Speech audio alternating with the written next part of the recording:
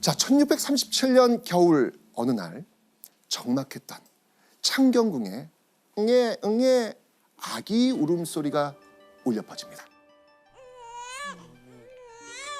아기는요 아주 귀여운 여자아이였습니다. 아기의 탄생 소식은 궁궐 곳곳에 알려졌죠. 그리고 이 소식에 누구보다 기뻐한 한 사람이 있었습니다. 아기의 아버지, 바로 조선의 제16대 왕 누구? 인종조. 인조였습니다.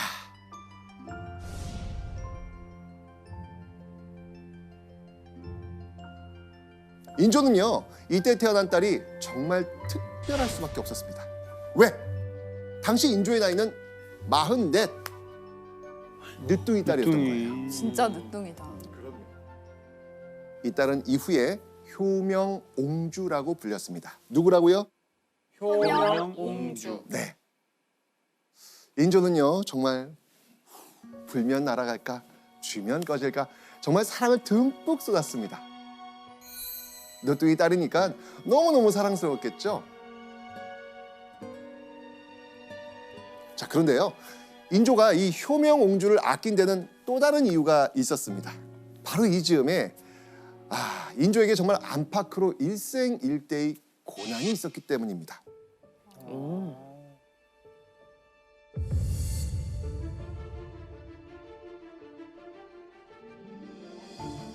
효명옹주가 태어나기 1년여 전인 1636년 이 나라 전체에 큰 위기가 닥쳤습니다. 전쟁. 큰 위기. 네. 병자호란. 예. 맞아요. 네, 맞습니다. 병자호란입니다. 조선이 오랑캐라고 부르던 청나라가 쳐들어온 겁니다. 수세에 몰린 인조는 결국 오랑캐의 나라 청나라 황제에게 무릎을 꿇고 머리를 3번 조아리는 항복의식을 했다라고 말씀을 드렸죠.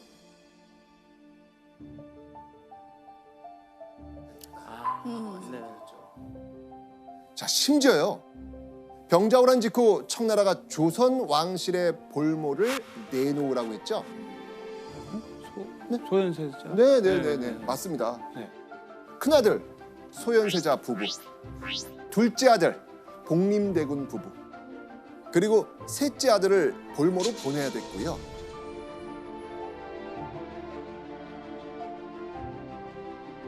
게다가 27년을 함께 살았던 조강지처 인열왕후까지 전쟁 전에 잃고 말았습니다. 아버지로서, 남편으로서의 그 고통은 이루 말할 수가 없는 상태였을 겁니다. 되게 허했을 것 같아요. 외롭고. 그렇죠. 그렇게 힘든 시간을 보내고 있었던 인조에게 누가 찾아온 거예요?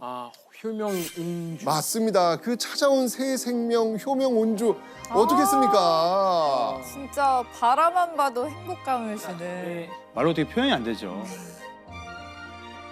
슬픔에 잠겨있던 인조를 웃게 만든 늦둥이 딸 효명옹주. 자, 그런데 지금 인조의 정실 부인이 없는 상황입니다. 자, 그러면 대체 인조의 딸을 낳은 인물은 누구일까요? 자, 여러분, 공주는 궁궐 여인 중 누가 낳은 아이일까요? 왕비. 그렇죠. 바로 정실 부인, 중전이 낳은 딸, 공주입니다. 네. 맞죠? 자, 그런데 공주가 아니라 지금 옹주라고 했습니다. 그럼 옹주는 과연 누가 낳은 딸에게 붙이는 명칭일까요? 후궁. 후궁. 그렇죠. 자, 그렇다면 효명옹주를 낳은 후궁 누구였는지 한번 확인해 보겠습니다. 조귀인.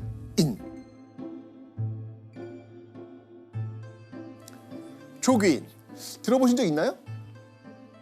조귀인이요? 그냥 조귀인인 줄 알았는데 조 띄고 귀인이에요? 네. 그러면 조씨예요? 그렇죠. 성이 조씨죠. 이름이죠. 실제 이름이에요? 제가 설명 좀 드릴게요. 네. 여기서 귀인은요 사람의 이름이 아니고요 궁궐에서 후궁에게 내렸던 품계 명칭 중 하나입니다. 아. 아니네요. 우리 배웠는데 장희빈 아, 기억나세요? 장. 네. 희빈. 그때 희빈의 그 빈이 서열 1위 정일품 후궁의 명칭이었습니다. 자, 귀인은요 그 빈 바로 아래, 즉 후궁 서열 2위 종일품 후궁의 명칭입니다. 빈 그다음이 귀인. 귀인.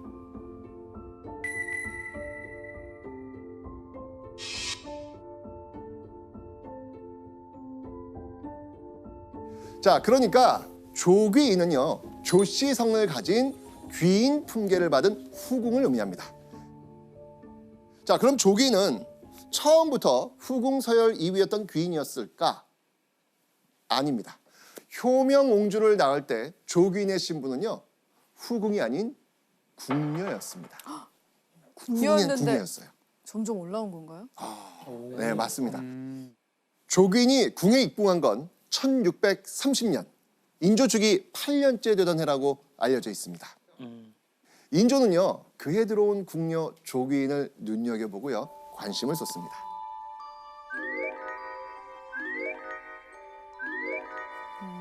그런데 네, 인조의 마음과 달리 신하들은 그다지 조귀인을 좋아하지 않았습니다. 왜 그랬을까? 왜 그랬을까? 성격? 성격. 아니면 출신? 출신. 예리했습니다. 조기의 딸이 제일 총애를 받는다 했다. 조기의 딸은 정백창이 진납했다는 것을 사람들이 모두 알고 있었다. 자, 이거는요 조기인이 입궁한 뒤에 쓰인 기록입니다. 자, 무슨 내용이냐면요, 제가 좀 설명을 좀 드릴게요. 먼저 이 조기는 조기인의 아버지 이름입니다. 이 조기는 당시 경상우도의 육군을 지휘하던 경상우도 병마 절도사입니다. 그런데 조기인은요 사실 조기의 정실 부인 아이가 아닌 첩의 자식이에요.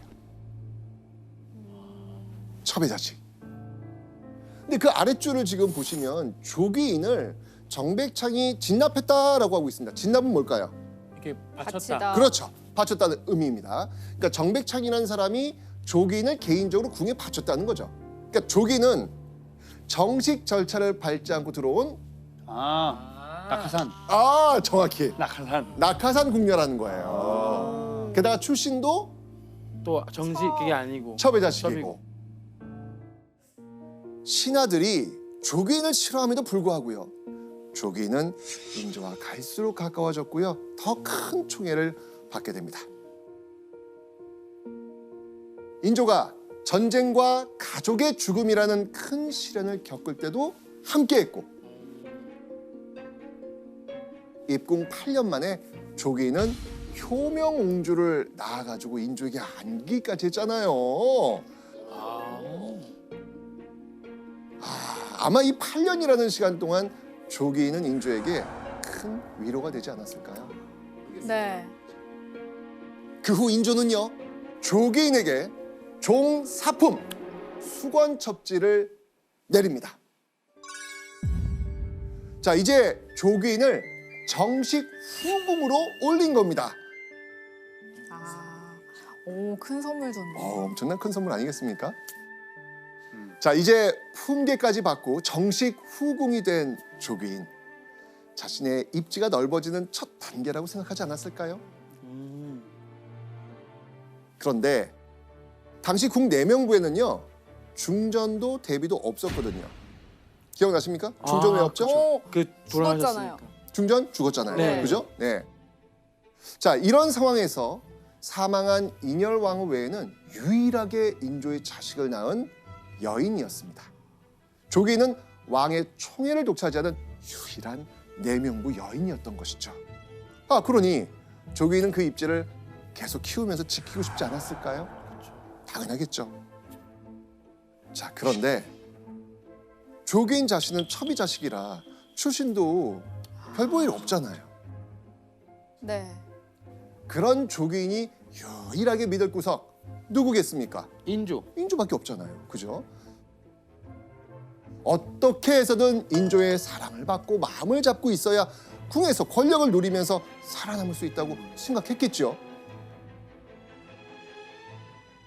자, 그런데요. 그런 조귀인에게 어느 날 청천벽력 같은 이야기가 들려옵니다. 자, 어떤 내용인지 한번 보시죠. 오늘부터 금오나도로 경외에 통제한 것이 어떻겠습니까? 하니 아랜대로 하라고 전교하였다. 이것도 예전에 했었는데 우리. 그제 결혼 금지하도록 통지하는 건 어떻겠습니까? 맞습니다. 자, 금원령 왕실 사람들의 배우자를 찾기 위해서 일시적으로 전국 결혼 정년기 남녀의 결혼을 금하는 제도입니다. 자, 그럼 이때는 누구의 결혼을 위한 금원령이었을까요? 그 말인 즉슨 즉슨 새로운 여자를 드리겠다. 아, 맞네. 맞습니다. 인조의 중전 인여로 왕후가 사망한 후 새로운 중전을 뽑지 않았는데 이제 그 빈자리를 채우기로 했던 것이죠.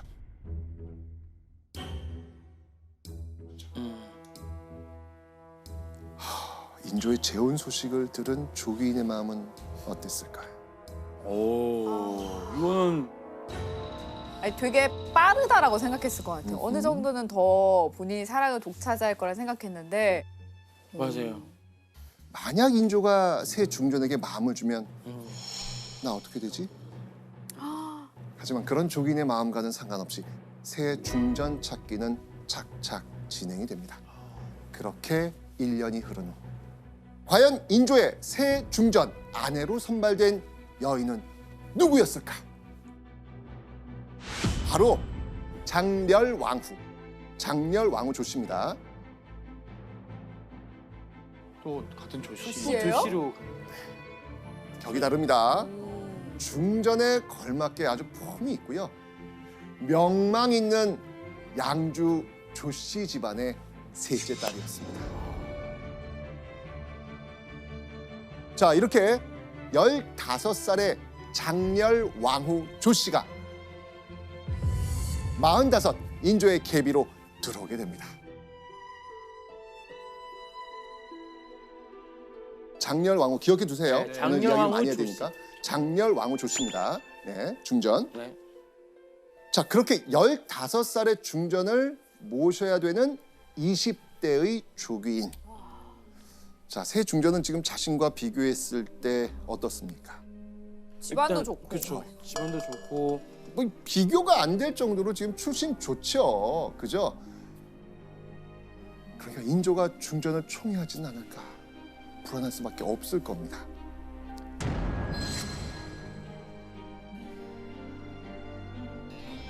자, 그렇게 첫 번째 중전을 잃고 3년 만에 새 중전을 맞이한 인조. 이런 상황 속에서 궁궐에 임신 소식이 들려옵니다. 아, 중전이 임신을?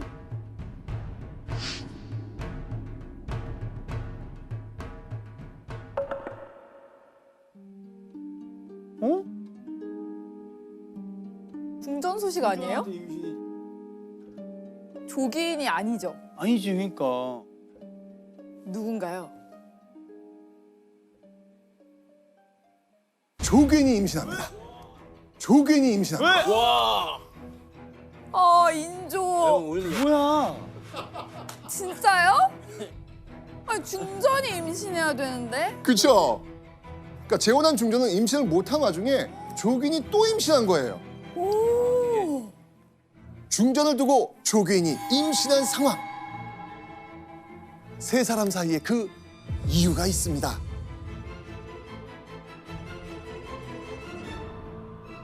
그러니까 비록 그 왕비 자리를 비워둘 수가 없어서 새 중전을 맞이했지만 문제는 뭐냐면은 인조는 이미 40대 중반에 정말 경랑을 다 겪은 노회한 정치가고 지금 15살 새 중전은 사실은 자기 딸에 해당하는 소녀 정도거든요. 궁에 처음 들어온 15살 먹은 소녀가 이게 대화가 통할 수가 없죠. 아. 근데 자기하고 대화가 통하는 사람은 조기인이라는 거죠. 그러니까 중전하고는 그냥 형식적인 관계만 유지하고 실질적인 대화나 뭐 사랑이나 그런 것들은 조기인한테 가는 거죠. 전하, 중전마마께서 드셔 계셔옵니다. 그간에 강령하셨는지요? 그러고 보니 중전을 뵌 지가 오래됐습니다. 들어보세요, 전하. 귀를 대고 들어보세요, 전하.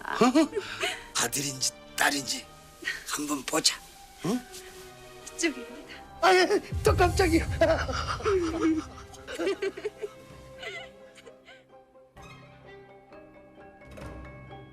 와 대박이다. 자, 그런데요. 조귀인이 임신 7개월 즈음에 접어든 1639년 7월 그녀에게 아주 큰 걱정이 생깁니다.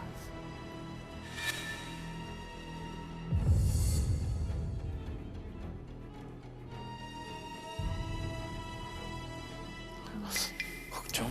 무슨 일이었을까요? 일단 조귀인의 지금 이 자리를 유지시켜주고 있는 사람은 누굽니까? 인조. 네. 인조. 그럼 그에게 큰 걱정은 뭘까요? 인조가 인조의 아파요. 건강. 그렇죠. 맞습니다. 갑자기 인조의 건강에 큰 이상이 생긴 겁니다. 인조의 몸에서 나타나는 증세들이 심상치 않은 거예요. 아. 인조는요, 벼랑간 추위를 타거나 열이 나는가 하면 인조의 몸에서 푸르스름한 땀까지 솟아납니다.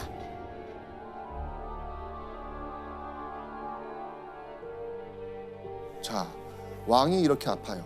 궁궐 어떻게 되겠습니까? 아이 난리 나죠. 네, 그렇죠. 모든 막 의사들 불러서. 그렇죠. 그리고 이때 자, 이 심상치 않은 인조의 병세에 가장 근심했던 사람은 누구였겠습니까? 조기. 조기. 그렇죠, 조기인. 그동안 누렸던 모든 걸 잃게 되잖아요. 이 당시 이 조기인도 엄청나게 불안했을 겁니다. 대체 인조는 무슨 병에 걸린 걸까요? 오늘 안색을 살펴보니 사수의 기운이 있는 듯합니다. 사수. 사수. 자, 이 사수는 뭐냐면요. 네. 귀신의 사악한 기운이 들어서 생기는 병. 내 몸에 뭔가 지금 씌인 거잖아요, 지금요.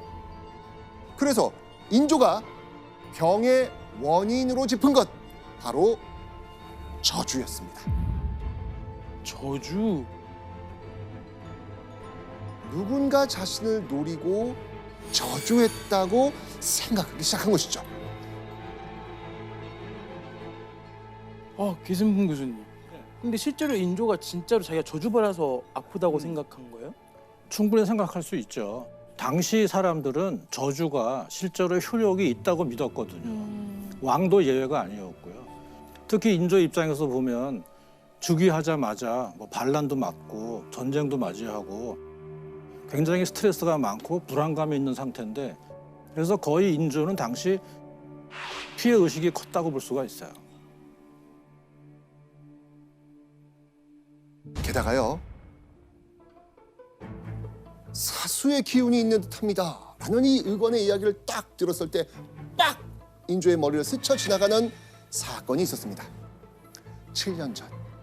아 뭔가 트라우마가 있구나. 그렇죠. 인조는요. 저주 때문에 한 차례 홍역을 치른 적이 있습니다. 자, 당시 인조에게 대체 무슨 일이 있었을까요? 때는 7년 전. 1632년으로 거슬러 올라갑니다.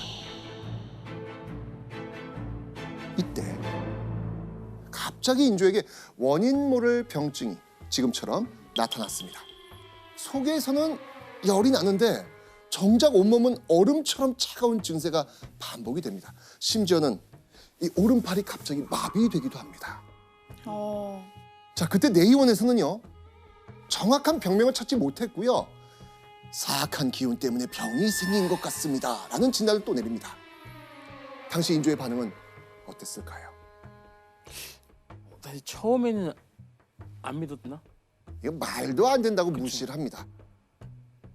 그런데 몸이 이렇게 계속 아픈 상황에서 인조는 다시 또 충격적인 말을 듣습니다. 무슨 말인지 한번 보시죠. 궁인, 옥지 등 3-4명이 밤중마다 문을 닫고 몰래 후미지고 으슥한 곳으로 가 제사를 지내며 기도하였다고 자전의 초상에 이 일로써 말한 사람이 있었다.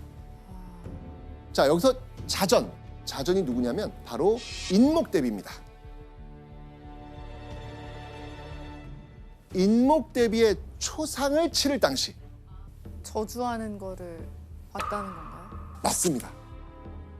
자, 그렇다면 인목대비 우리 이야기한 적이 있는데 했죠. 광해군의 계모 인목대비. 인목대비는 광해군의 공격으로 강제로 궁궐에 갇혀 지내야만 했습니다. 그런데 인조는 인조 반정으로 광해군을 파괴시키고 왕이 된 인물입니다. 그래서 당시 왕실 제일 어른으로 바로 그 인조의 정통성을 인정해준 결정적 인물이 인목대비였단 말이에요. 인조로서는 자신의 정통성을 세워줬으니 이때 이 초상 어떻게 치렀겠습니까? 완전 성대하게. 아유, 그럼요. 정성껏 지내줬죠. 그런데 바로 그 정성껏 초상을 지내고 있는 그런 상황에서 인목대비의 궁녀들이 궁에서 은밀하게 저주 행위를 했다는 제보가 들려온 겁니다. 게다가요, 인목대비 궁녀들이 왕치를 저주하기 위해서 고양이 머리와 아기 머리를 궁에 묻었다는 겁니다. 아기 머리? 자, 그 이야기를 들은 인조는 무슨 생각을 했을까요? 와, 소름 돋아, 소름. 너무 무서운데요? 뭐지? 인목대비 궁녀들이? 그렇다면 인목대비가 살아있을 때 모종의 계획을 한 건가? 의심하게 된 거예요. 그래서 이렇게 된 건가? 네. 선생님, 근데 그러면은 그 인조는 왜 이렇게 의심을 하는 거죠, 지금? 물론 이것뿐만이 아니었습니다. 인조에게는요, 인목대비를 의심할 만한 결정적인 이유가 있었습니다.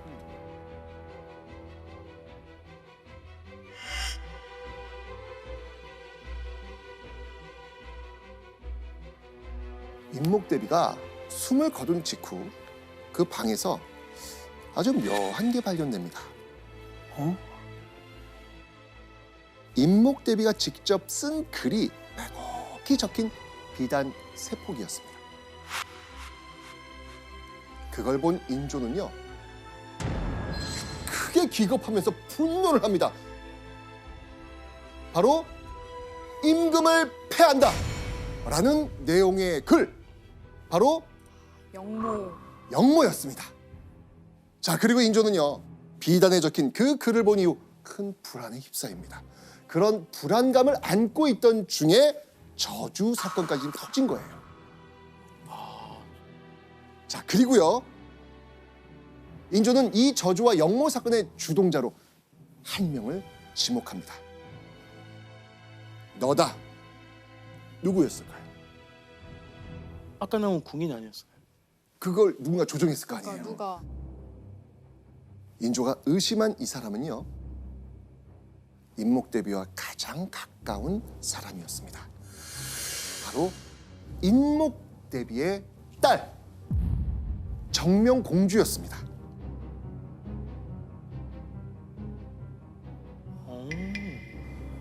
인목대비는 죽기 몇 년 전부터 병을 앓아서 사실상 영모를 꾸밀 수 있는 여력이 없었거든요. 그래서 인조는 이 일을 주도한 사람은 인목대비의 뜻을 가장 잘하는 딸 정명공주다, 이렇게 지목한 겁니다. 그런데 신하들은요, 절대 정명공주를 시문에서 난이되옵니다. 극구 반대합니다. 왜지? 일이 참 묘한데요. 인조 쪽에서 볼 때는 임목대비는 할머니예요. 그리고 할머니의 딸인 정명공주는 인조한테는 고모란 말이에요. 맞아요. 근데 고모가 죄를 좀 의심이 간다고 해서 인조가 정명공주한테 핍박을 가한다는 거는 돌아가신 할머니한테 수모를 주는 행위거든요. 그러니까 광해군에 비하면 그 강도는 덜하지만 자칫하면 똑같은 폐륜으로 걸릴 수가 있는 거예요. 그 말을 듣고 인조도 이해를 하죠. 근데 문제는 뭐냐? 처벌하고 싶은데 할 수는 없고, 그러니까 저주라거나 이런 것이 인조의 내면에서 확대 재생산의 길을 걸어가는 거죠. 결국 저주 사건은 제대로 처리되지 못했고 흐지부지 종결되고 만 것이죠. 자, 그렇게 저주의 공포에 떨었던 그 후로부터 7년이 흐르고 또다시 이유 모를 병이 생긴 거예요, 인조가. 아, 그러다 보면은 그 과거를 되돌아보게 되는 거죠. 그렇죠. 저주. 또다시 저주가 시작됐다는 그 공포에 인조는 휩싸이게 됩니다. 바로 이런 인조의 마음을 누구보다 잘 아는 사람. 누구겠습니까? 조기. 그렇죠. 네. 조기인. 늘 인조 가까이에 있었던 그녀는 인조의 불안을 잘 알고 있었던 것이죠.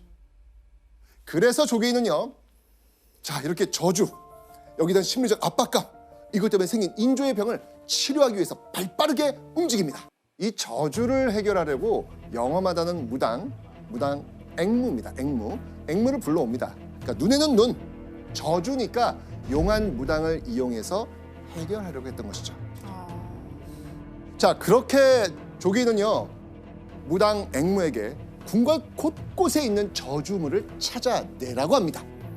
자, 당시 조사했던 궁궐로 한번 가보겠습니다. 자, 여기는요, 인조가 머물렀던 창경궁입니다. 창경궁. 무당은 바로 이 인조가 지내는 창경궁을 아주 대대적으로 수색을 합니다. 그 결과 너무너무 충격적인 사실이 드러납니다. 보시죠. 빨간 점 보이세요? 네. 이게 지금 발견입니다. 와, 많이 저주의 발견되는데. 흔적인가 보다. 누가 저주를 진짜 했네. 그죠? 자, 임금이 지내던 침소, 양화당, 네. 이 근처에서 14곳, 동궁 근처 12곳에서 은밀하게 감춰져 있던 저주에 쓰는 물건인 저주물이 마구 발견된 겁니다. 심지어 왕이 덮고 자던 이불에서도 저주물이 발견됩니다. 야. 자고 있는 이불에서 이상한 게 발견됐다고 생각해 보세요. 와, 거기 다시 못 자죠. 자, 인조는요, 궁 안팎으로 대대적인 조사를 시작합니다. 그러던 중 원손이 지낼 예정이었던 곳에서 저주물이 발견된 겁니다. 더 화나지. 뭐 아이한테까지. 그럼. 자, 이때 인조 어떤 생각 들었겠어요? 이게 맞았구나. 그리고 누가 이거 했는지 분명히 밝혀야겠다 생각했어요. 맞습니다. 그런데 이 조사 과정에서 인조가 오랫동안 벼르던 사람, 그 기억 속에 그 사람이 언급이 됩니다. 누굴까요? 전명공주가 나왔구나. 맞습니다. 정명공주.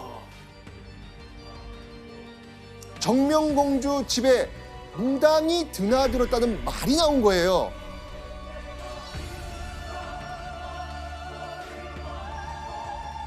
자, 이 정명공주 측은요, 저주와 상관없는 일이라고 부인은 합니다. 과연 인조가 그 말 믿었을까요? 절대 안 믿죠. 믿죠. 절대 안 믿죠. 그렇죠. 그런데 정명공주 집에 무당이 드나들었다는 이야기는 있지만 정명공주 측이 묻었다는 이야기는 아직 없잖아요. 아니나 다를까. 저주 사건은 이번에도 흐지부지 마무리되고 말았죠. 하지만 여기서 중요한 건 이 저주물들을 누가 찾은 겁니까? 조기인. 그렇죠. 해낸 거지 않습니까? 앵무를 시켜가지고. 그죠? 무당. 아, 이 일로 후궁 조기인에 대한 인조의 신뢰감 어떻게 됐겠습니까? 완전 거졌겠네요. 하늘이죠. 이제 진짜 이렇게 무서웠을 때 내 옆에서 나를 도와주고. 이 사건을 통해서 후궁 조기인에 대한 인조의 신뢰감 높아지죠. 그리고요, 조기인은 인조에게 또 다른 큰 기쁨까지 또 안깁니다. 엄청난 뭘까요? 일이네. 뭘까요? 자녀를 낳아요. 자, 그런데 이번엔 아들! 이야. 임신 중이던 조기인이 드디어 아들 숭성군을 낳은 겁니다.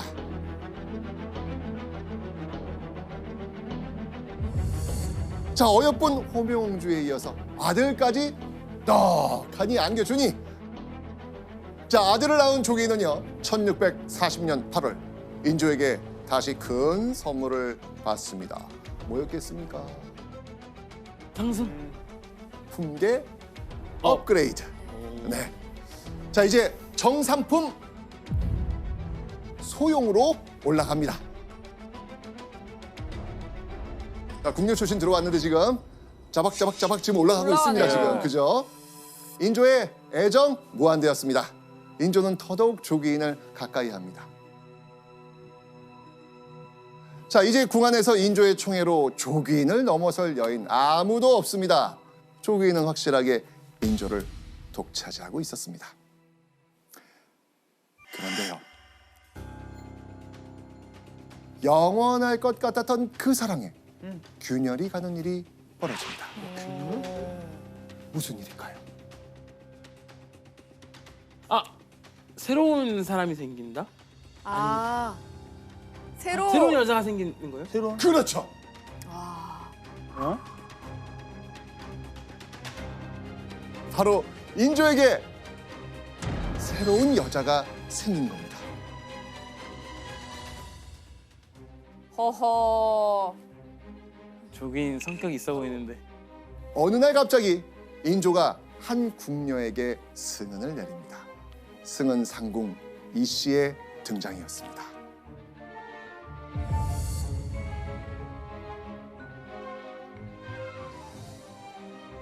자, 그 소식을 들은 조기인 어땠을까요?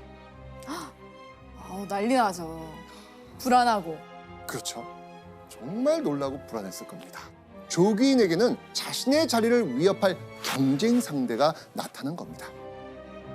조기인이 극도로 불안했을 상황. 근데 이때 조기인의 목숨을 위태롭게 하는 사건이 일어납니다.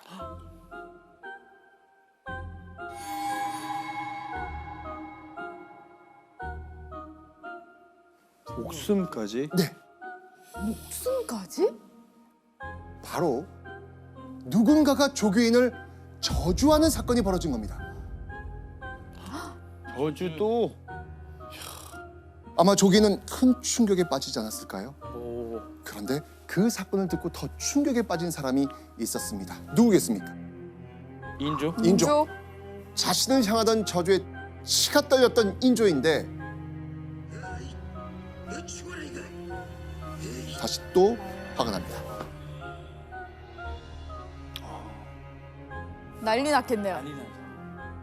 그렇다면 대체 누가 조기인을 저주하라고 했을까요?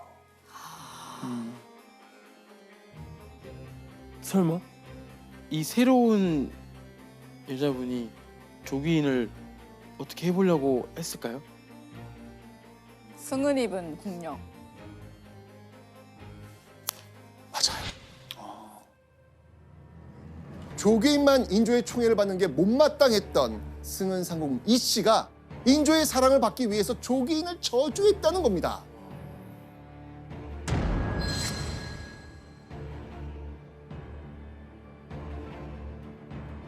자, 그 자백을 들은 인조 어떻게 했을까요? 아 완전 약간 트라우마처럼 있어서 엄청 엄하게 벌을 내렸을 것 같아요. 맞습니다. 승은 상궁 이 씨를 가차없이 유배 보내고 죽여버립니다. 죽이기까지? 네, 마음이 좀 있었던 그러니까. 공년대. 그렇죠. 아무리 그래도 또 조기인을 건드렸으니. 그렇죠.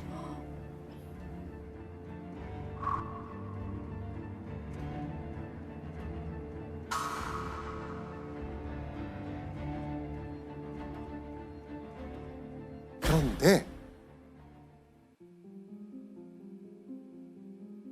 이 저주 사건을 둘러싸고 궁궐에 수상한 소문이 돕니다.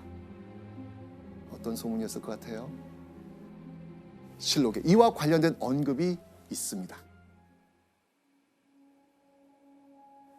사실은 조 씨가 스스로 저주하여 이 씨를 모해하기 위한 것이었다고도 한다.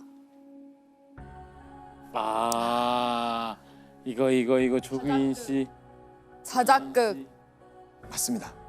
조규인이 저주 사건을 꾸미고는 승은 상궁 이 씨가 한 것처럼 덮어 씌웠다는 겁니다. 계략을 꾸몄다는 이야기죠.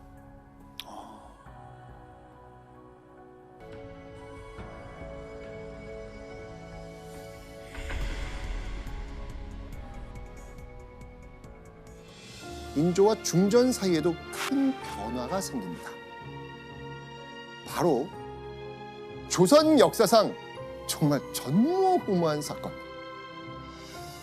인조가 중전을 다른 궁으로 옮기도록 명한 겁니다. 인조가 중전에게 홀로 경덕궁, 지금의 경희궁에 가서 지내라고 한 겁니다. 왕과 왕비가 서로 다른 궁을 쓰는 별거 사건이 터진 겁니다. 중전과 별거를 선언한 인조의 명분은요. 아이고, 중전의 건강이 안 좋으니 옮겨서 치료하라는 거였습니다. 아, 핑계네요, 핑계. 아마 한 나라의 국모로서, 여성으로서 너무 수치스러웠을 겁니다.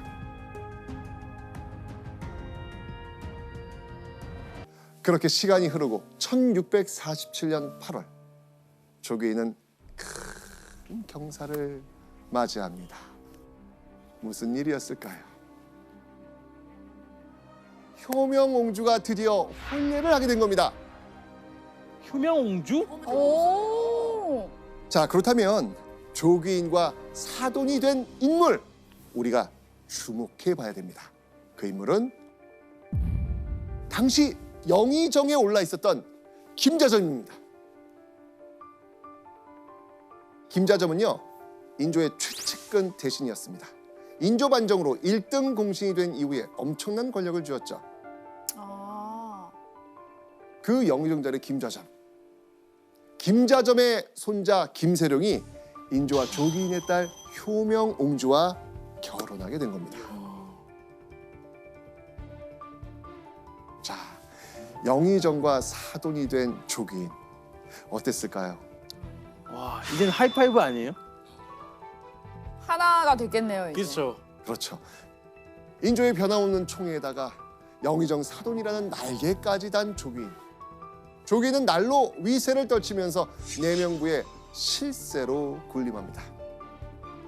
그리고요, 1649년 2월 조규인의 인생이 한 번 더 달라집니다.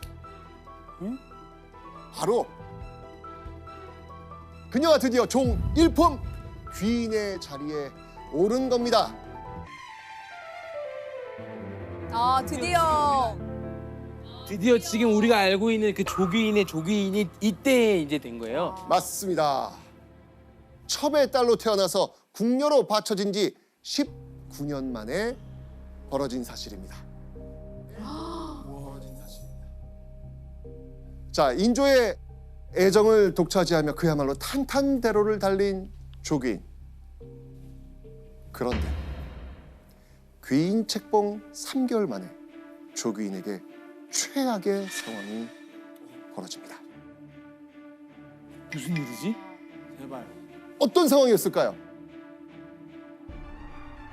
바로 조규인의 전부였던 이 인조가 55의 나이에 갑작스럽게 세상을 떠난 겁니다. 와 인조가 갑자기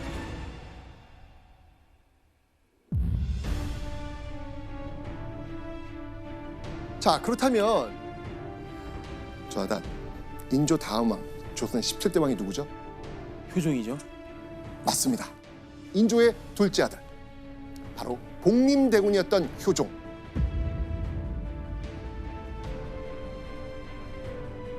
그런데 얼마 후 그렇게 인조를 잃은 조규인. 그 상황에서 슬픈 일이 또 이어집니다. 대체 무슨 일이 있었을까요? 인조가 죽었잖아요. 그러면 그 인조의 후궁들은 어떻게 되는지 아세요?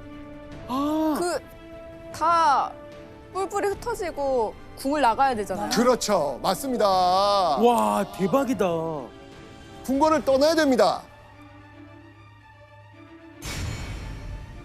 자, 이때 조기인은요, 정말 누리던 부귀영화가 다 흩어질 것 같다는 불안감에 휩싸였을 겁니다.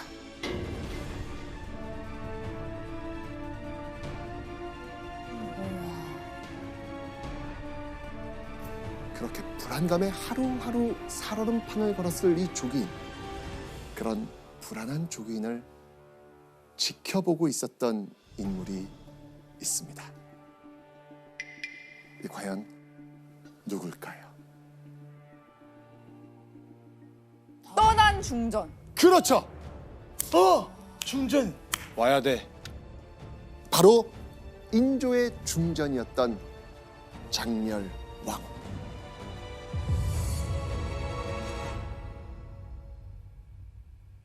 장렬왕후는 쫓겨났던 경덕궁에서 다시 창경궁으로 돌아왔고 이제 왕실의 최고 어른이 된 겁니다.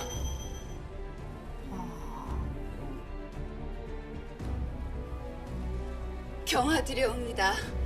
대비마마. 명심하시게. 난 자네 용서한 적이 없으니. 조계인과 장렬왕후의 처지가 완전히 뒤바뀐 겁니다. 바뀌었네. 야 재밌다.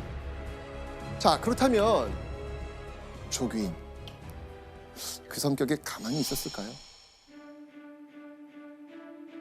정말 속에서는 천불이 났을 겁니다. 결국 조규인이 무슨 짓을 벌였는지 한번 보겠습니다.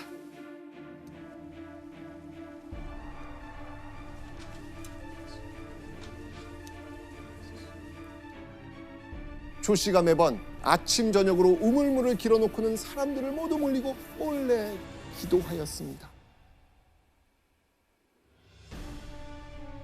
조기는 암암리의 왕실 최고 어른인 장렬왕후를 저주합니다. 와.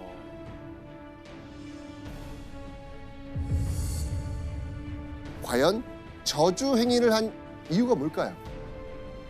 어느 날 조귀는 인조, 자신의 남편 인조의 죽음 이후 무속신앙에 더 매달립니다. 자, 이런 조귀인의 행동을 보고받은 장렬왕후 뭐라고 했을까요? 불같이 화를 냅니다. 인조의 3년상이 끝나지도 않은 상황에서 사적으로 불공을 들이거나 무당을 부르는 거 이거 사실 유교 예법에 어긋나거든요. 그래서 장렬왕후는요 조귀인의 여종을 매질합니다.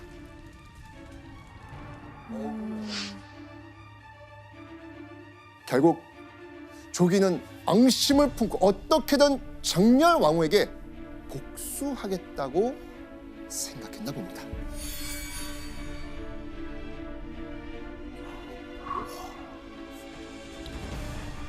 자, 그렇다면요 장렬왕후는 이 사실을 바로 누구에게 고했을까요? 효종. 그렇죠.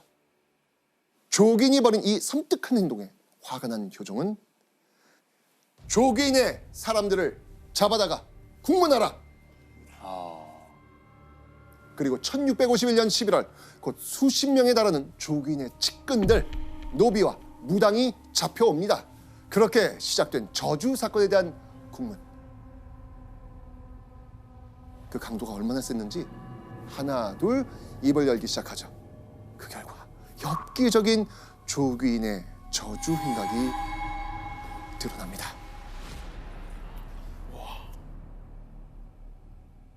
대체 어떤 행각이었을까요? 대궐 안으로 들어가서 땅을 파괴해 뼈가루를 얻었는데 색이 재와 같았다.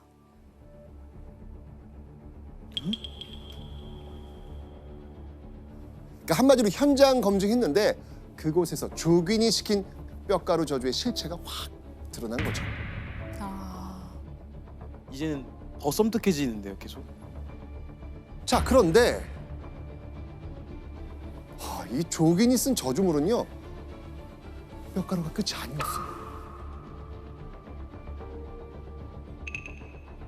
조귀는 죽은 사람의 뼈와 치아, 손톱, 발톱, 머리카락 등을 구해오라고 시킵니다. 심지어 그 시신의 살이나 관 조각 등 정말 온갖 엽기적인 저주물까지 다 원한 겁니다. 일단 그 조귀인의 특기가 저주하는 것이고요. 실록에 따르면 조귀인이 이런 말을 했다는 기록이 있어요.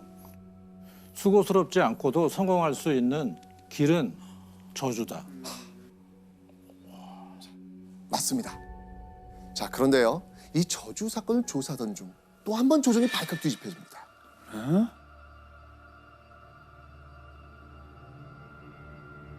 조귀인의 저주 사건이 일어난 지 보름이 지났을 무렵인 1651년 12월, 누군가 영모를 모의한 정황이 포착이 된 겁니다.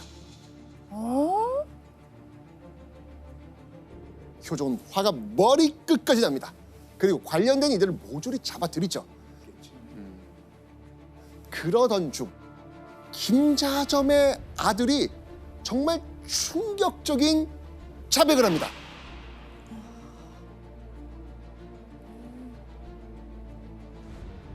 효명옹주가 저에게 은밀히 말하기를 나의 어머니와 내가 대전을 저주하였다.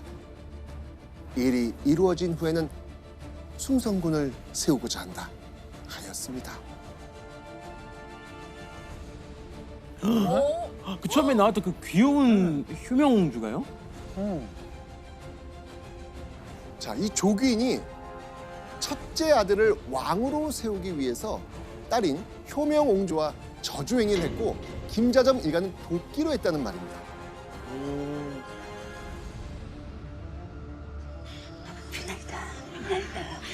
이 집 대주가 급사를 맞고 죽게 해주십시오.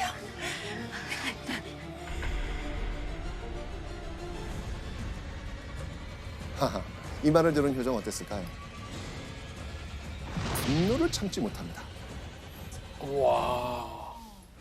그렇다면 화가 난 효종은 조귀인을 어떻게 했을까요? 결국 1651년 12월 14일 효종은 이런 명을 내립니다. 귀인 조 씨는 자진하게 하라. 조 씨에게 사약을 내려 스스로 목숨을 끊으라고 한 겁니다.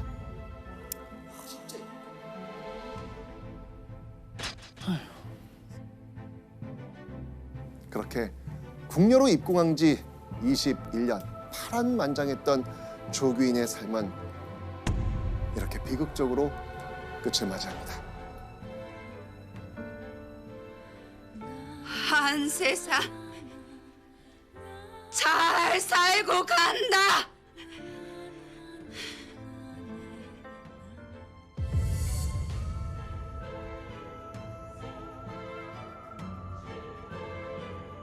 와.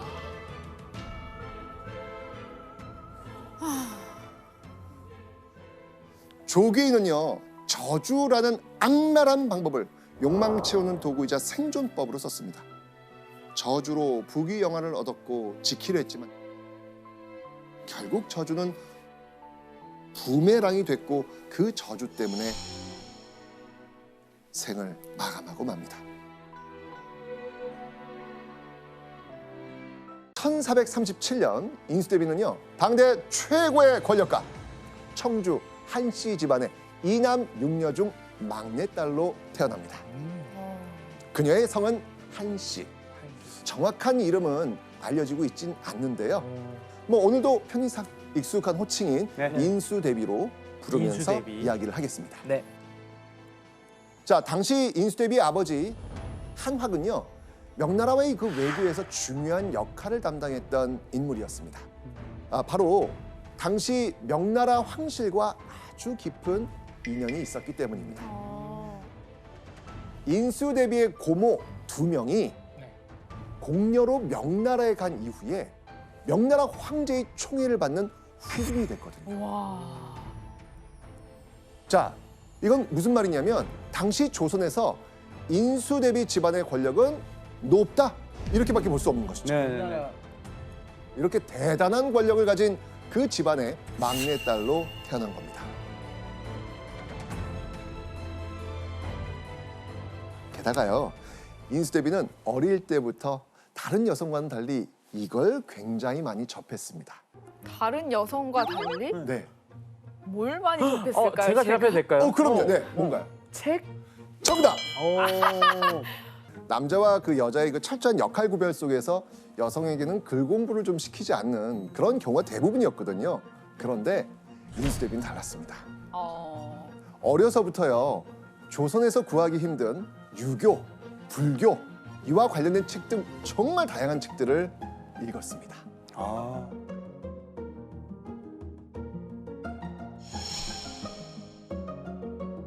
게다가요, 인수대비는요, 언어 능력도 출중합니다. 당시 기본적으로 글을 뭘 읽어야 될까요? 그 한자. 한자. 그렇죠. 한문. 이게 한문은 기본이에요. 기본이고 네. 이 언어까지 할 줄 알았다고 합니다. 에? 뭘까요? 잉글리시? 네, 잉글리시. 아니 설마. 설마. 아니면 뭐 완전 저기요. 인도? 정답. 고대 인도어인 산스크리트어까지 가능했다고 합니다. 아우. 산스크리트어. 이게 발음도 좀 어려운데 어렵네요. 좀 낯설죠. 아니, 처음 들어봐요. 자, 왜냐하면 당시 불교 경전이 이 산스크리트어로 되어 있었기 때문입니다. 한마디로 어린 시절의 인수대비 어떻다? 완전 엘리트. 공부왕, 엘리트. 네. 그렇죠. 뭐 유교, 불교 할 것 없이 정말 새로운 지식들을 많이 접했던 그야말로 당대 학식이 뛰어났던 여성이었던 겁니다. 좋은 집안의 총명한 규수였던 인수대비. 자, 그리고요, 10대 후반의 나이가 되자 한 집안이 인수대비에게 혼사를 제안합니다. 어떤 가문이었을까요? 조선 왕 유명한. 쪽이었을 것 같은데. 그렇죠. 바로 이장. 성은 이씨고 이름은 장. 이장이라는 사람이었습니다.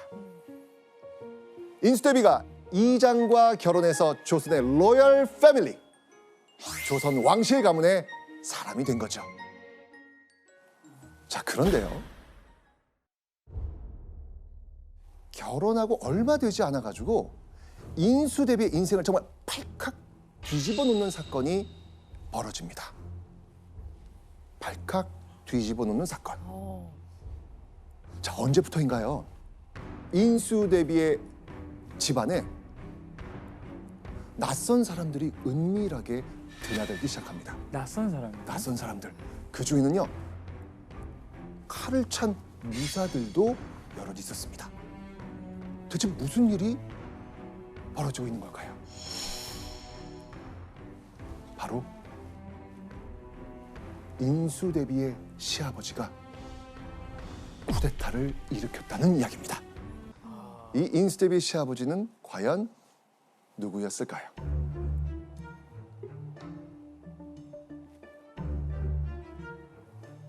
보시죠. 우와.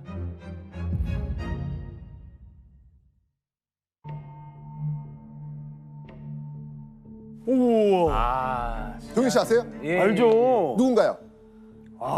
그 영화 관상에 어찌 내가 왕래상인가? 아이, 관상 없었으면 큰일 날 뻔했어요. 3번 봤습니다. 자, 그러니까요, 인수대비의 남편 이장이 그러니까 이 수양대군의 장남이었던 겁니다.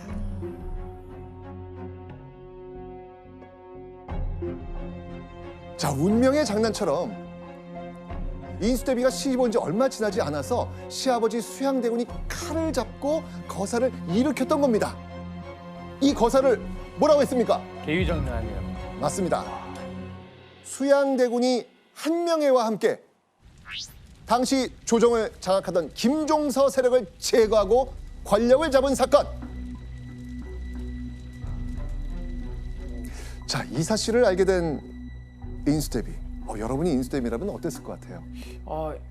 일단 성공하면 좋지만 성공하지만 실패하면은 오자마자 다시 가는 거예요. 약간 처음에는 이랬을 거 약간 사기교는 약간 사기교는 그냥 평범하게 살 줄 알았는데 이게 뭐야 이럴 것 같아. 그럴 수 있잖아요. 자, 시아버지 수양대군의 계유정난 성공 이후 수양대군은 드디어 왕이 됩니다.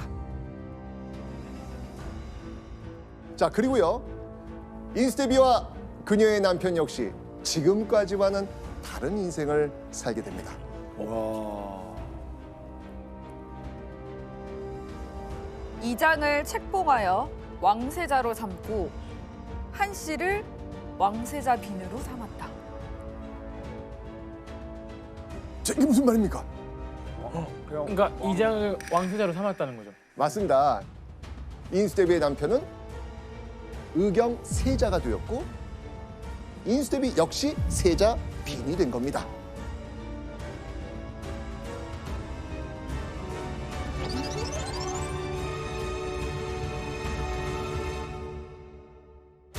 자, 그렇게 시작된 인수대비의 궁궐 생활. 자, 그런데요, 그 중에서도 인수대비가 가장 신경 쓴 사람들이 있었습니다. 누군지 아세요? 인수대비가 가장 신경 쓴 사람들.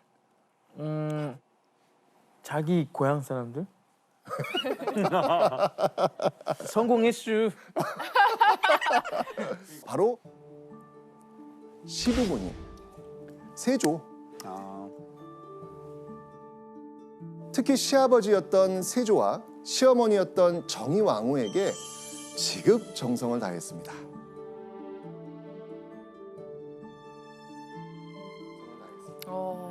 어느 날은요, 인수대비가 이 궁녀들이 준비한 이 수라상을 유심히 살펴봅니다.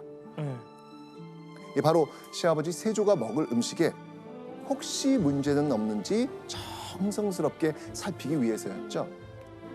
자, 이렇게 정말 살뜰하게 시부모를 챙기니까 시아버지인 세조가 인수대비 어떻게 생각했겠어요?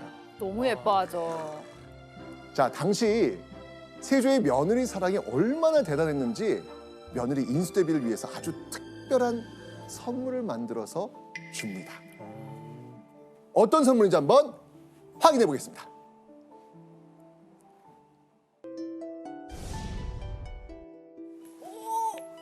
세조가 효부라는 도장을 만들어서 내렸다.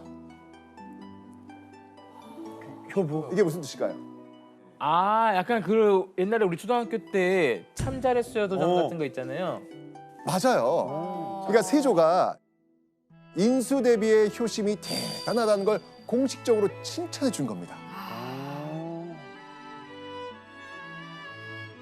자, 이 게다가요, 세조는요, 며느리 인수대비를 국가 사업에도 참여시킵니다. 인수대비가 특히 뭘 잘한다고 했죠? 언어. 네, 맞습니다. 산스크리트어. 이거 읽을 줄 안다고 했잖아요. 네. 그래서 세조는요, 인수대비의 그 재능을 발휘할 수 있는 불교 경전 간행 사업에도 참여시킵니다. 왕비가 될 자신의 모습, 또 미래에 왕의 어머니가 될 자기 모습, 이런 걸 상상하지 않았을까요? 그럼요. 예. 그런데 말입니다. 1457년 9월 인수대비의 운명을 요동치게 만드는 충격적인 일이 벌어집니다. 대체 그녀에게 무슨 일이 일어난 것일까요?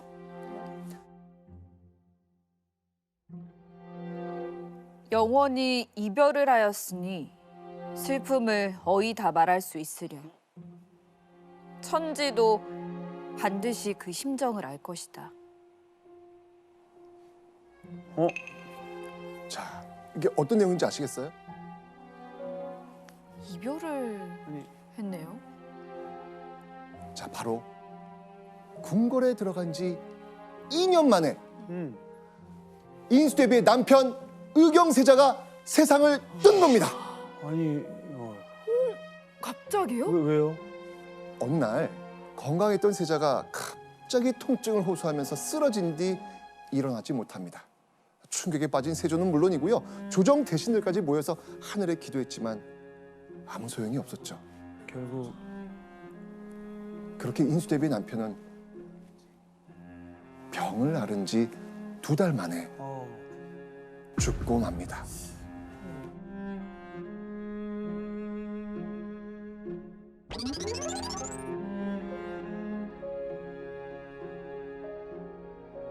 세조의 뒤를 이어 다음 왕이 될 의경세자의 갑작스러운 죽음.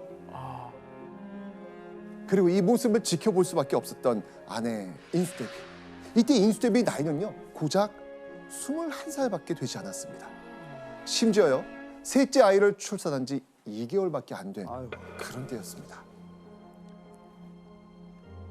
새 아이만 남겨두고 하루아침에 세상을 떠나버린 남편. 이때 인수대비의 마음이 과연 어땠을까요? 그야말로 청천벽력, 하늘이 무너지는 심정 아니었을까요? 자, 그런데 인수대비는요 마냥 슬퍼할 수가 없었습니다. 왜냐고요? 인수대비의 신분이 뭐였죠? 지금 세자빈. 네, 세자빈. 세자빈이었지 않습니까? 다음 세자가 누가 될지, 그리고 그에 따라서 자신의 처지는 어떻게 될지. 달라지게. 자, 그럼요 인수대비 입장은 당연히 혼란스러울 수밖에 없었을 겁니다. 그런데 이때 시아버지 수양대군이 새로운 세자를 선택합니다. 자, 과연 시아버지 수양대군의 선택은 어땠을까요? 자, 여기서 인수대비의 가계도 한번 보겠습니다. 자, 지금 보시면 자, 죽은 의경세자와 당시 세자빈이었던 인수대비의 2 아들 월산대군과 자을산군. 과연 세조가 선택한 다음 세자는 누구였을까? 누가 돼야 원칙적으로 맞을까요? 원래 바로 첫째 월산대군. 월산대군. 그렇죠. 자, 그런데 월산대군 아닙니다. 자, 세자가 된 사람은 바로 이 사람. 자을산?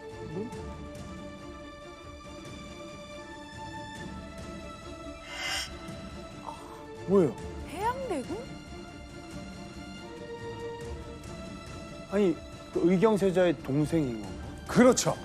세조의 손자가 아니라 세조의 둘째 아들이었던 해양대군을 선택한 거예요. 어째서? 손자들이 어렸다고 생각했던 이 세조는요, 당시 8살이었던 자신의 둘째 아들을 선택한 겁니다.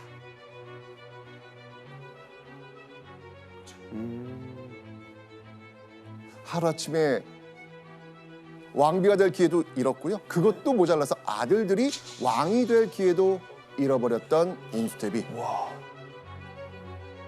자, 그런데요. 남편이 죽고 이어진 냉혹한 현실은 이게 끝이 아니었습니다.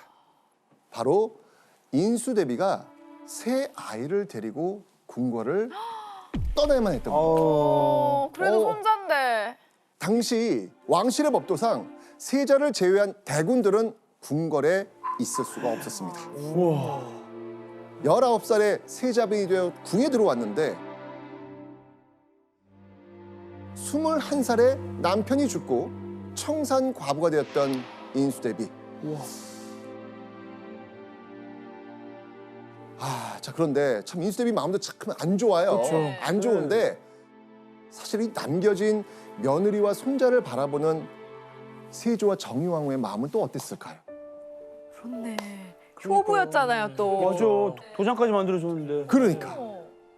자, 그래서 시아버지 세조는요, 며느리를 위해서 아주 특별한 것을 준비합니다.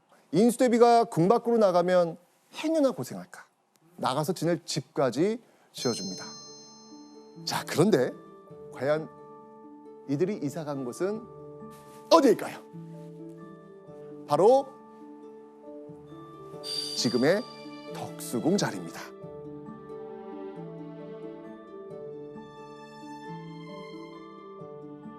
아 이렇게 또 이렇게 연장이 이렇게 확장이 됐구나. 그렇습니다. 그렇게 인수대비는 시부모님과 떨어져 살게 됐지만 여전히 최고의 며느리로서 본분을 다합니다. 자, 그리고 이때요, 이 인수대비가 특히 심혈을 기울여서 정성을 쏟은 것이 있습니다. 바로 자식들의 교육 문제였습니다. 인수대비는요, 자신의 아이들에게 항상 공부와 책을 가까이 하도록 가르쳤는데요.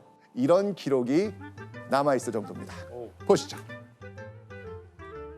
조금이라도 과실이 있으면 덮어주지 않고 곧 얼굴빛을 바로 하고 경계하였으므로 시부모는 농담으로 복빈이다 라고 하였다.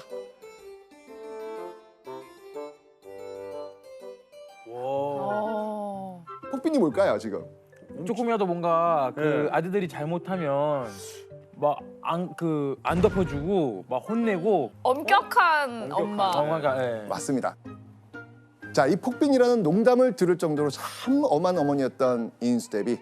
실제로 본인이 공부도 잘했던 만큼 또 그 밑에서 아이들은 열심히 공부할 수밖에 없었겠죠. 특히 둘째 아들, 기억나요? 둘째 아들 이름? 자을 산군. 산군, 그렇죠.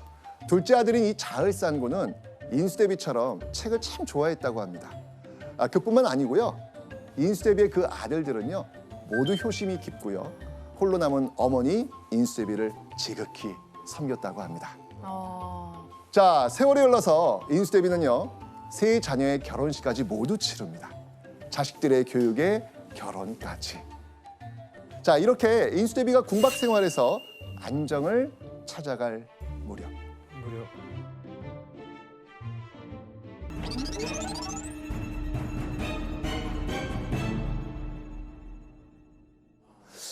자, 이게 큰일 났습니다. 지금 예종이 죽고 나자 조선 조정 차기 왕을 정하는 문제로 정말 혼란에 빠질 수밖에 없는 그런 상황이었죠. 자, 그래서 급하게 소환된 이 인물, 바로 인수대비의 두 아들 중 한 사람이었습니다.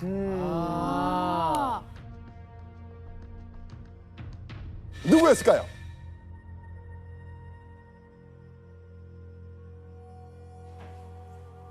월산대군?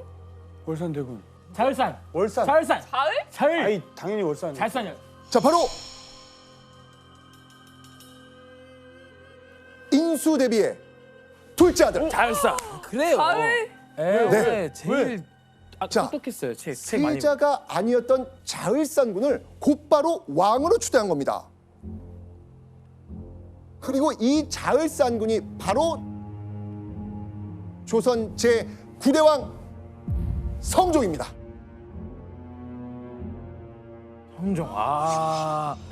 이렇게 첫 번째 퍼즐이 맞춰지는군요. 자, 그럼 이제 질문들이 있지 않아요? 네. 네. 왜? 월산대군 아니에요. 월산대군 섭섭하게. 잠시만. 이 의문점 전에 네. 둘 중에 왜 자을산군이에요라는 질문을 던지기 전에 더 먼저 질문이 있어야 될 텐데. 정답. 뭐가 있을까요? 얘기해요. 빨리. 태양대군 아들? 그러니까. 그렇죠. 이쪽엔 그럼 없나요? 이럴 수 있죠. 네. 과연 해양대군과 안순왕후 이 사이엔 아들이 없었을까요?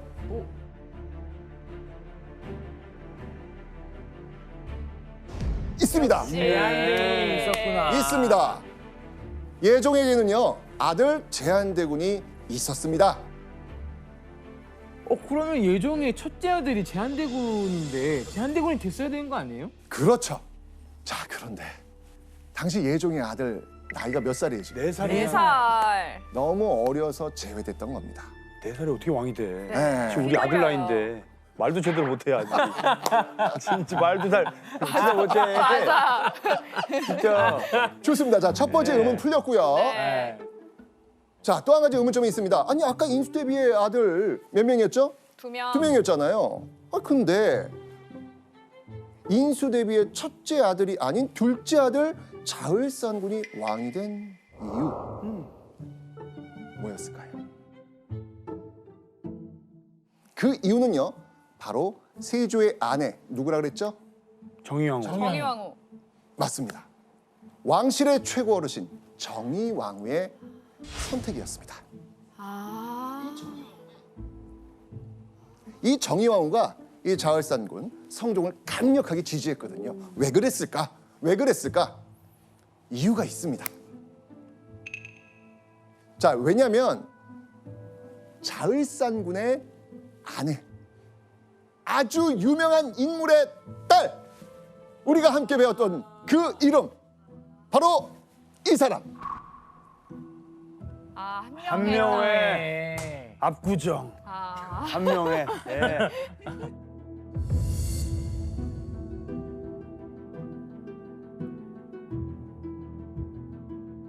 당대 조선 최고의 권력자 한 명의 넷째 딸이 성종의 아내 공혜왕후였던 겁니다. 아. 한 명의 한 딸이었구나. 명의 딸. 이제 퍼즐이 맞춰지시죠? 많이 맞춰졌어요. 두 사람은요, 성종이 왕이 되기 2년 전에 이미 결혼했거든요. 결국 인수대비와 한명회는 사돈지간이었던 겁니다.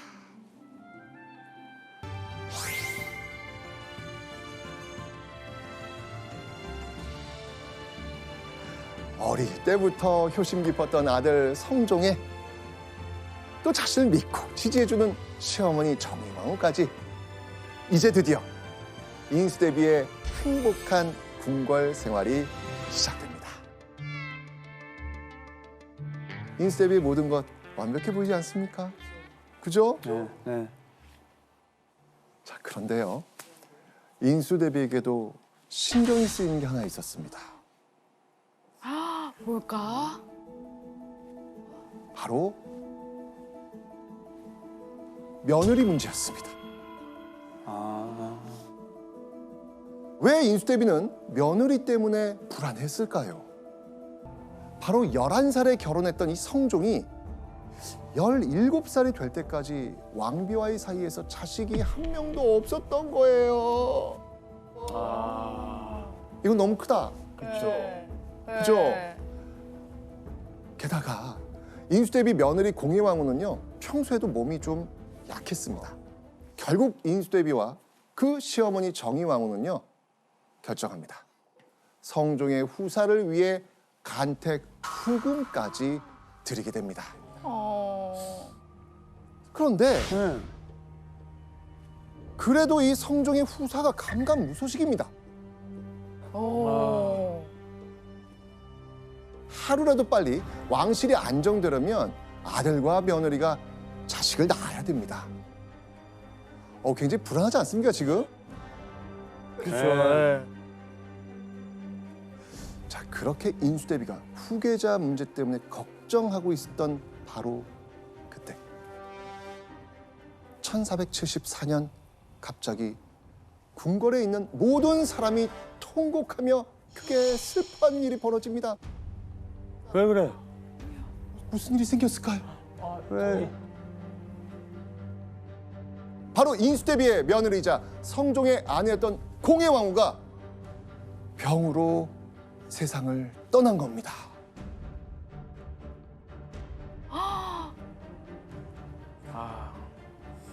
자, 그런데 지금 슬퍼할 지금 정신도 없어요, 지금요. 왜? 제일 중요한 거 바로 비어 있는 중전의 자리를 이거 두고 볼 수 없잖아요. 네. 그래서 인수대비는 자신의 두 번째 며느리를 찾는 과정에 매우 적극적입니다.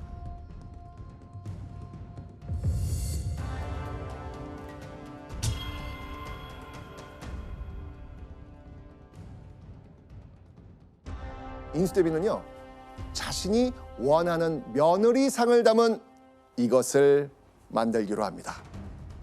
야.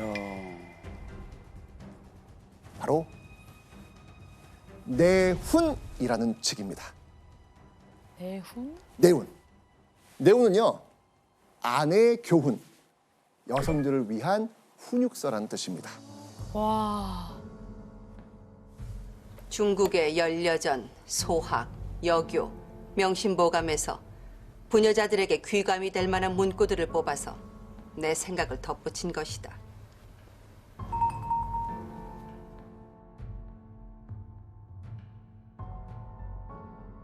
자, 그리고 인수대비는요, 이 내혼을 쓰면서요, 최초라는 타이틀을 얻게 됩니다.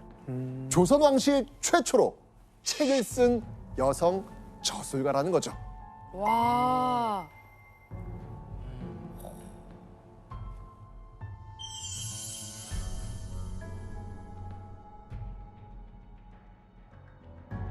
자, 그리고요, 인수대비는요, 바로 이 내혼 책의 서문에 자신이 원하는 며느리상에 대한 힌트를 적습니다. 힌트? 서문을 한번 보겠습니다. 나는 호러미인지라 옷 같은 마음의 며느리를 보고 싶구나. 자, 인수대비가 원하는 며느리상 이거 확 느껴지지 않습니까? 아, 옷 같은 마음. 아, 자, 그렇다면 과연 이 책엔 어떤 내용이 들어가 있을지 내용을 보도록 아우. 하겠습니다. 궁금하다. 아들과 며느리가 효도하지 않으면 가르칠 것이고 가르치지 못할 지경에는 화를 낼 것이고 화내지도 못할 지경에는 매를 쳐야 할 것이고 매를 쳐도 고치지 않으면 내쳐야 할 것이다. 단계가 있네요. 가르치다가 안 되면 화내고 화내다가 안 되면 매를 치고 매를 치다 안 되면 내치겠다. 와, 이거는 저 시대니까 가는 거 아니에요? 네. 그렇죠. 유교적 여성상에 누구보다 충실히 하려고 하다 보니까 인수대비가 지은 내용은 지금 시대의 가치관에는 너무나도 동떨어진 그런 부분이 분명히 있습니다. 확실한 거는요, 인수대비는 그 누구보다 확고한 며느리상이 있는 시어머니였다는 겁니다. 중자한 윤 씨에게는요, 모셔야 하는 시어머니가 3명이나 있었던 셈입니다. 저 솔직히 말씀드리면 제가 며느리 입장이라면 아, 힘들어요. 숨이 막힐 것 같아요. 저요. 힘들지. 시어머니가 지금 3명인데. 네. 그렇다면요, 깐깐한 시어머니 인수대비를 비롯한 왕실의 3대비, 이 3명의 3대비가 수구윤 씨를 중전으로 선택한 이유는 과연 무엇이었을까요?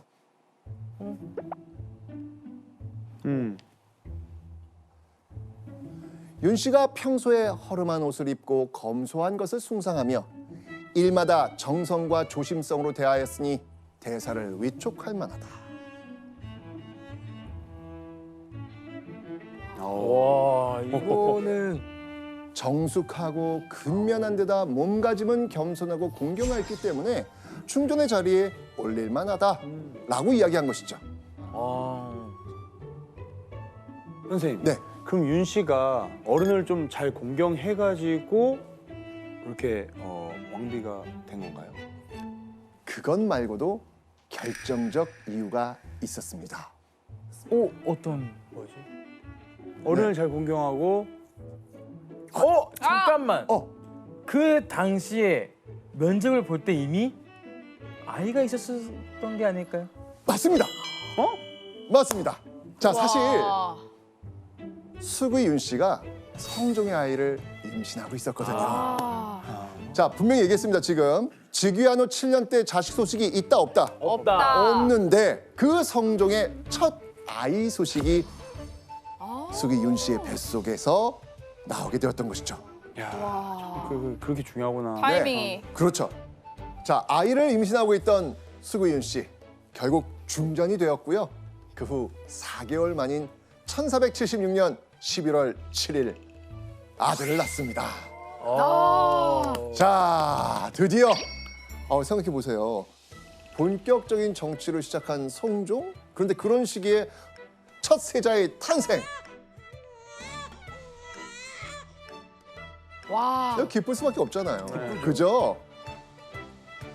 이때 인수대비의 그 마음은 어땠을까요? 좀 안도했을 것 같아요. 안도 정도겠습니까? 이거는 그렇죠. 이거는 진짜- 이제야 자리 잡았다. 네, 그러니까요. 우리 성종 자리 잡았다. 그 이거. 기쁨이 대단했을 겁니다. 그런데 말입니다. 그로부터 5개월 후 그렇게 예쁜 인수대비의 며느리 중전 윤 씨에게 누군가가 깜짝 놀랄 만한 말을 합니다. 대체 어떤 말이었을까요? 어떤 말을? 예원 씨 한번 읽어주시죠. 내가 당초에 사람을 분명하게 알아보지 못한 것을 부끄럽게 생각한다. 이게 무슨 말일까요? 뭔가 잘못된 판단을 한 거예요. 1477년의 어느 날 비밀 투서 하나가 날아듭니다. 편지의 내용은요, 바로 후궁인 소영정 씨와 수의 엄 씨가 중전 윤 씨와 갓 태어난 원자를 해치려 한다는 내용이었습니다.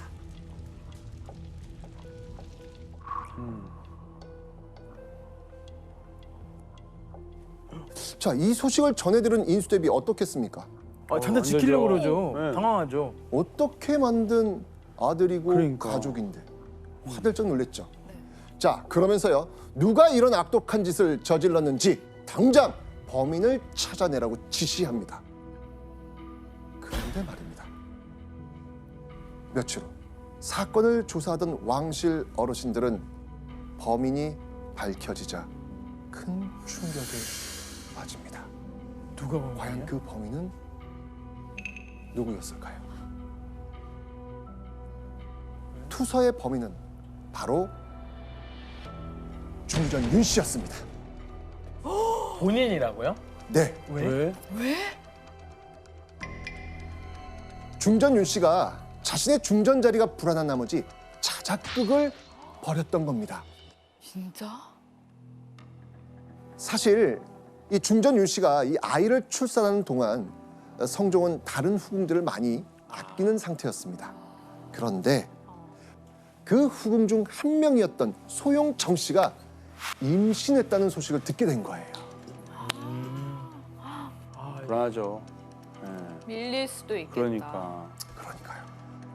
급기야 이 중전 윤 씨는요, 성종이 아꼈던 후궁 정 씨와 엄 씨를 몰아내려고 합니다. 그래서 중전 윤 씨가 준비한 계획, 자작극? 후궁을 향한 질투심과 자신의 자리를 뺏길지 모른다는 그 불안감, 들을 수 있잖아요. 자, 그런데요, 이 중전 윤 씨의 이 충격적 기행은 여기서 끝난 게 아니었습니다. 이 무렵 중전 윤 씨의 방에서 절대 나와서는 안 될 아주 충격적인 물건이 발견됩니다. 대체 무엇이었을지 한번 보시죠.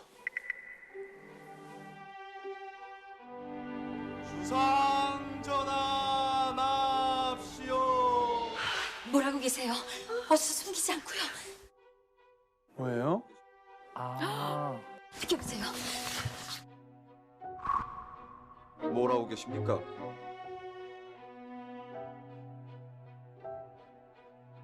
이 물건이 무엇이었을까요?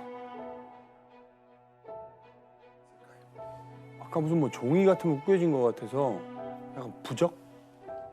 미신. 바로 독약의 일종인 비상을 넣은 주머니와 남에게 저주를 행하는 책인 방향서가 발견된 겁니다. 아이고. 와.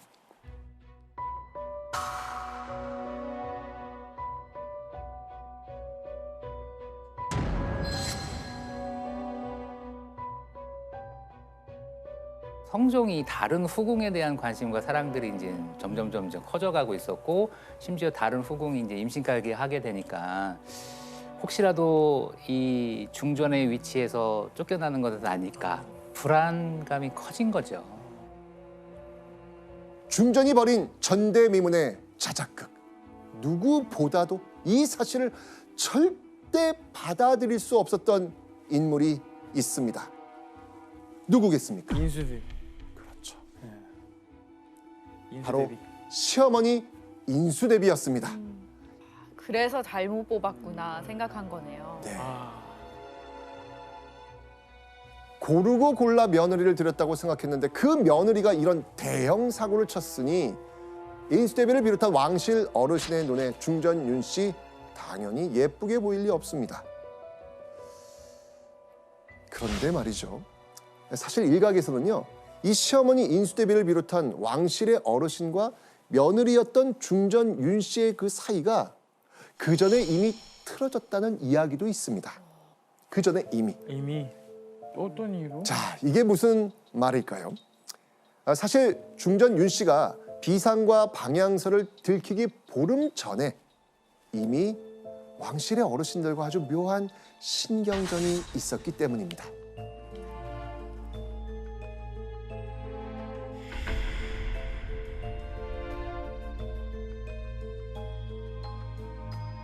(1477년 3월) 중전 윤 씨는요 중전으로서 이 내명부를 이끌고 왕실의 위엄을 보일 만한 행사에 참여하게 됩니다. 바로 이 행사입니다. 진잡래? 친잡례. 혹시 뭔지 아세요? 잡네. 신기하네. 자, 이 친잡례라고 하는 것은요. 조선시대 왕비가 직접 뽕잎을 따고 누에를 치는 의식을 의미합니다. 자, 이 친잡례는요. 부녀자들이 가정에서 직무를 짜는 일을 권장하는 의미에서 중전이 국모로서 직접 양자 의례를 거행하는 아주 큰 행사였습니다. 중전이 얼마나 기쁘겠습니까? 내가 직접 정말 조선의 국모로서 이걸 지금 행하고 있잖아요. 그죠? 굉장히 큰 행사입니다. 네. 조선 조정의 대신들 역시 이 중전 윤 씨가 주최한 친잡례가 끝난 후 이를 기념하는 축하 의례를 시행할 것을 왕실의 최고 어르신 정희 왕후에게 요청하게 됩니다. 그런데 이 제안을 정희 왕후가 거절합니다. 왜요? 그죠? 네. 자, 이러자 결국 성종이 직접 나서게 되죠. 중전의 친잡례는 나라의 경사라면서 신하들에게 정희 왕후를 설득해달라고 요청합니다. 큰 행사니까. 그럼요. 그러자 거절했던 대비전에서 그제야 연애를 허락합니다.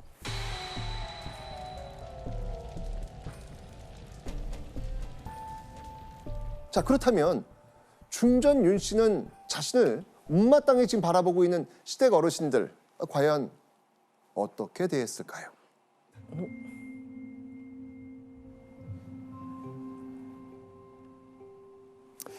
만일 우리들이 바른 말로 책망을 하면 저는 손으로 턱을 고이고 성난 눈으로 노려보니 우리들이 명색은 어버이인데도 이러하였다. 우와. 자, 이 무슨 뜻입니까? 그러니까 그 손을 턱을 고인다는 게 무슨 말이에요? 이렇게 하는 건가? 그렇죠. 이거예요? 그렇죠. 아니 혼낼 때. 네. 지금 그 모습이에요, 지금요. 근데 이게 마지막이 제일 좀 그거네요. 우리들이 그래, 명색은 어른인데. 어버이인데도 이러였다. 그렇죠. 내혼까지 지어가지고 시부모를 공경하고 효도할 것을 강조했던 그 시어머니입니다. 그런데 자신의 며느리가 이런 태도를 보였다? 당연히 인수대비 화납니다. 네. 와. 계속되는 시어머니 인수대비와 며느리 중전윤 씨의 이 고부 갈등, 궁궐은 살얼음판을 걷는 듯 긴장 상태입니다. 자, 그런데 이때 갑자기 성종이 이런 명을 내립니다. 바로 중전윤 씨를 중전의 자리에서 쫓아내겠다는 겁니다. 와. 자, 그렇다면 자, 대체 중전윤 씨의 패배에 이 결정적이었던 사건은 무엇이었을까요? 우리 자, 이제부터 익숙한 드라마의 장면이 나옵니다. 우리 배웠었어요. 배웠어요. 네.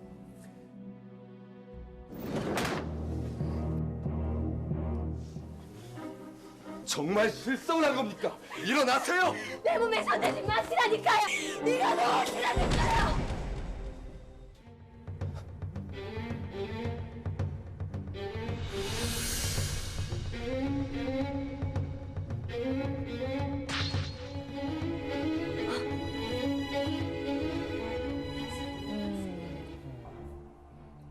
야사에 따르면요, 이때 윤 씨가 성종의 얼굴에 손톱 자국을 냈다는 소문까지 있을 정도였습니다.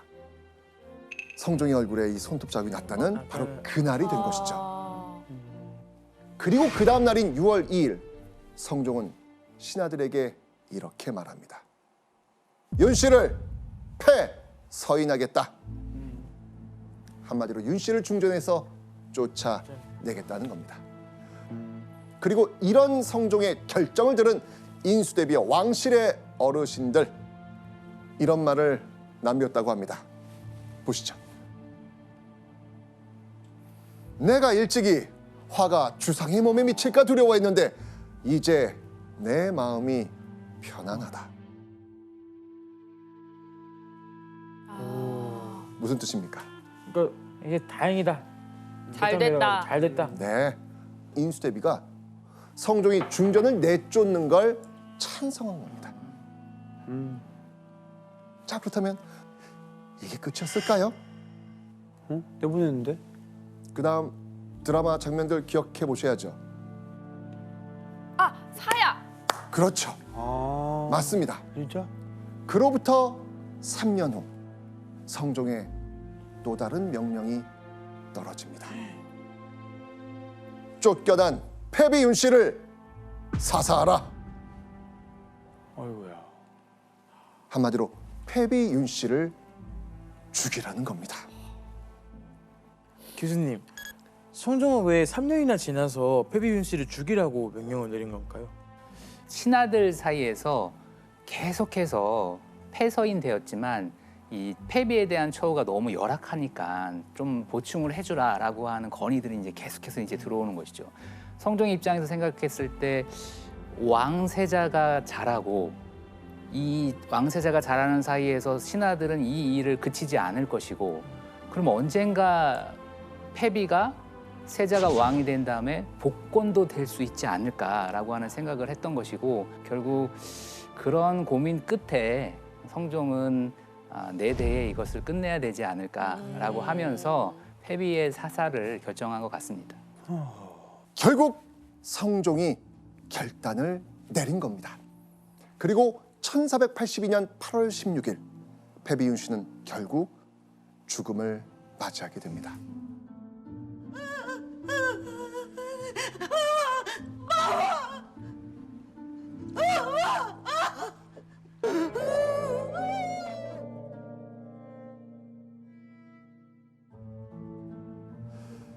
자, 그리고 이 모습을 지켜본 인수대비, 자기 며느리의 죽음에 남몰래 눈물을 흘렸을까요?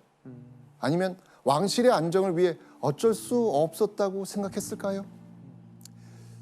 자, 어쨌건 그동안 인수대비를 골치 아프게 만들었던 며느리 윤 씨의 문제는 이렇게 일단락됐습니다. 이때가 인수대비의 나이 46살 때의 일입니다. 자, 그럼 이제 인수대비를 괴롭히던 문제는 사라진 것일까요? 아닙니다. 1494년 성종이 38살의 나이로 죽음을 맞이한 겁니다.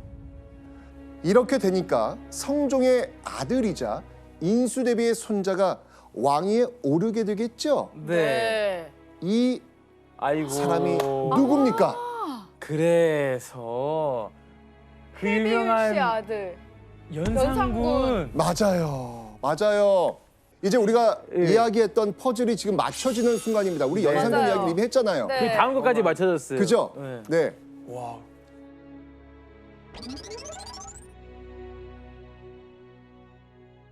그렇게 10년의 세월이 흐릅니다. 인수대비의 나이도 어느덧 68세가 되었죠. 이제 여생이 얼마 남지 않았다고 생각한 그 순간, 인수대비는 인생 최대의 치욕을 겪게 됩니다. 대체 무슨 일이었을까요? 1504년 3월 20일, 아무것도 보이지 않는 칠흑같이 어두운 밤, 누군가 술에 취해 비틀거리며 인수대비의 처소 앞을 찾아옵니다. 그리고 문을 열고 들어와 이렇게 말합니다.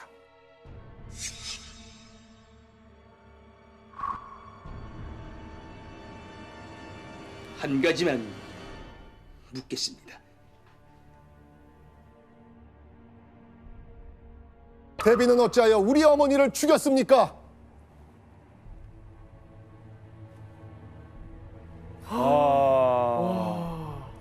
그러니까 연산군이 할머니인 인수대비가 패비 윤 씨를 죽였다며 거칠게 항의하고 있는 겁니다.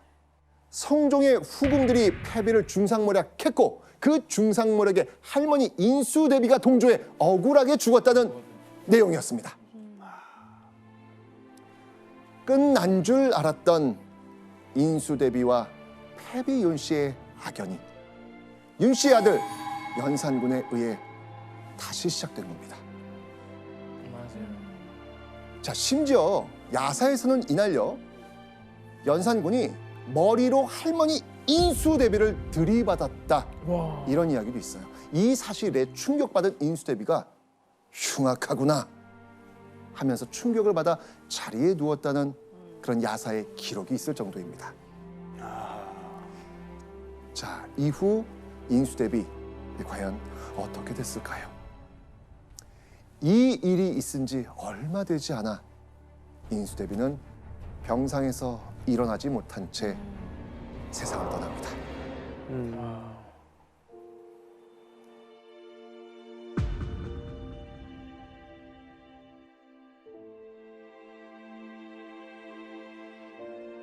세조 때부터 예종, 성종, 연산군까지 4대에 걸쳐 왕실의 종친 여인으로서 최고의 자리를 누린 인수대비의 쓸쓸한 죽음이었습니다.